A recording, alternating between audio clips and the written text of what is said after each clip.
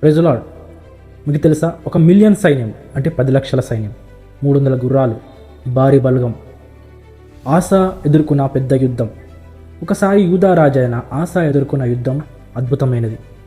అతని కొద్ది సైన్యము మాత్రమే ఉన్నారు, కానీ శత్రువులకైతే 1,000,000 సైన్యం.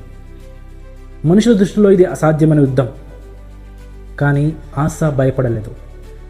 శత్రువుల బలం సంఖ్యలో, ఆసా బలం ప్రార్థనలో. ఈ విధంగా ప్రార్థన చేశాడు: యెహోవా విస్తారమైన సైన్యముల చేత ఓడిపోకుండా బలం లేని వారికి సహాయం చేయుటకును దేవుడు చేసే అద్భుతం ఆసా చూస్తాడు.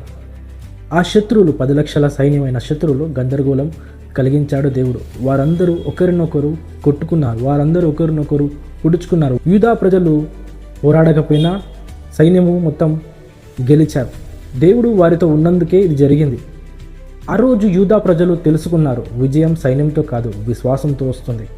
శత్రువులు ఎక్కువగా ఉన్నా, పరిస్థితులు కఠినంగా ఉన్నా, విజయము సంఖ్యలతో కాదు, దేవుని సన్నిధితో వస్తుంది. దేవుడు నీ కోసం యుద్ధము చేయగలడు, నువ్వు ప్రార్థించగా. When Asa prays, God fought. God bless you all.